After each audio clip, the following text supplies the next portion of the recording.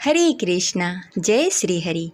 आप सभी को परिवर्तिनी एकादशी की हार्दिक शुभकामनाएं। आज सुनेंगे परिवर्तिनी एकादशी व्रत कथा, तो प्रेम से बोलिए लक्ष्मी नारायण की जय। परिवर्तिनी एकादशी का व्रत बेहद ही पुण्यदायी माना जाता है। इस उपवास को रखने से मोक्ष की प्राप्ति होती है। इसके साथ ही पापों का नाश हो जाता है। धार्मिक मान्यताओं के अनुसार भाद्र मास के शुक्ल पक्ष की एकादशी को परिवर्तिनी एकादशी के नाम से जाना जाता है। इस एकादशी को जल झूलनी एकादशी, पद्मा एकादशी, वामन एकादशी और डोल एगारस भी कहते हैं। इस एकादशी के व्रत के दौरान भगवान विष्णु की पूजा अर्चना होती है। परिवर्तिनी एकादशी व्रत के दिन भगवान विष्णु के वामन अवतार की पूजा करने का विधान है। धार्मिक मान्यताओं के अनुसार परिवर्तिनी एकादशी या झूलनी एकादशी पर व्रत करने से वाजपेयी यज्ञ के समान फल मिलता है। साथ ही सभी प्रकार के पापों का नाश हो जाता है। कहा जाता है कि चतुर्मास के दौरान पाताल लोक में क्षीर निद्रा में वास कर रहे भगवान विष्णु इसी दिन करवट बदलते हैं।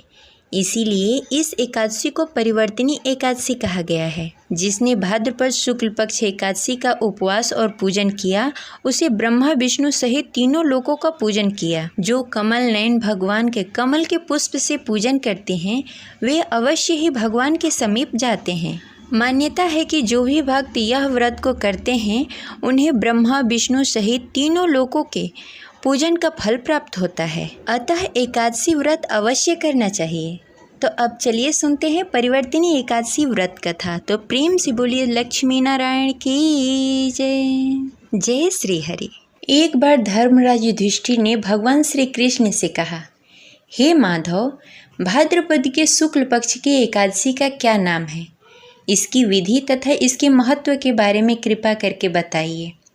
तब भगवान श्री कृष्ण कहने लगे, हे धर्मराज, यह एकादशी पुण्य, स्वर्ग और मोक्ष देने वाली तथा सब पापों का नाश करने वाली उत्तम वामन एकादशी का महात्म मैं तुमसे कहता हूँ। ध्यानपूर्वक सुनो। यह पद्मा परिवर्तिनी एकादशी जयंती एकादशी भी कहलाती है। इसका यज्ञ करने से वाजपेयी यज्ञ का फल मिलता है। पापियों के पाप नाश करने के लिए इससे बड़ा और कोई उपवास नहीं है। जो मनुष्य इस एकादशी के दिन मेरी वामन रूप की पूजा करता है, उससे तीनों लोक पूज्य होते हैं।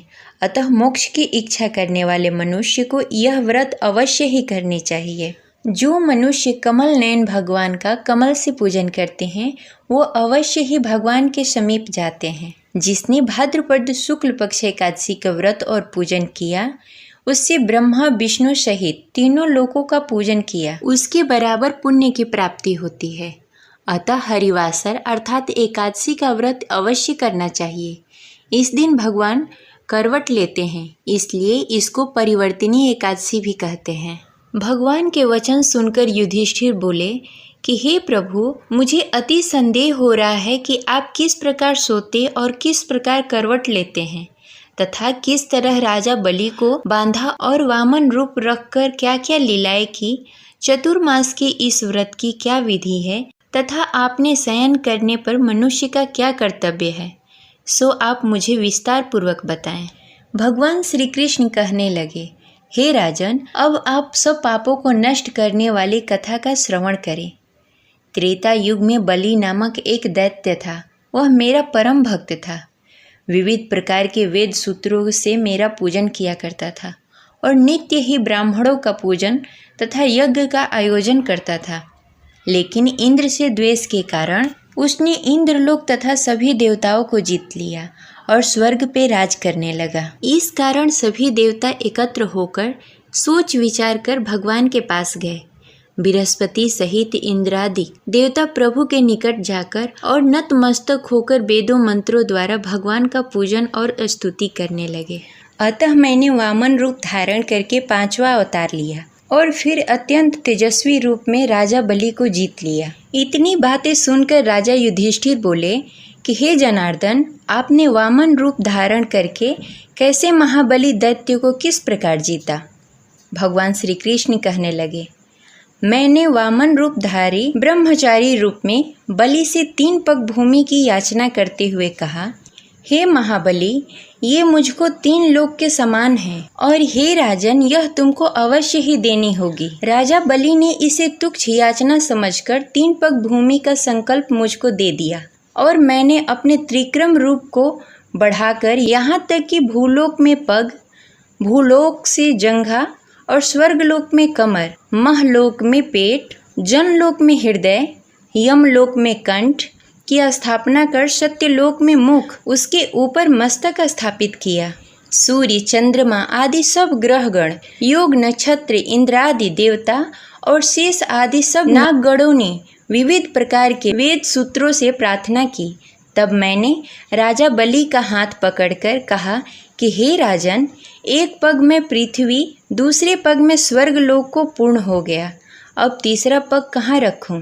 तब बलि ने अपना सिर झुका लिया और मैंने अपना पैर उसके मस्तक पे रख दिया, जिससे मेरा वह भक्त पाताल लोक को चला गया। फिर उसकी विनती और नम्रता को देखकर मैंने कहा कि हे बलि, मैं सदैव तुम्हारे निकट रहूंगा। विरोचन पुत्र बलि से कहने पर भाद्रपद शुक्ल पक्ष एकादशी के दिन बलि के आश्रम पर मेरी मूर्ति स्थापित हुई। इसी प्रकार दूसरी क्षीर सागर में शेषनाग के पट पर हुई।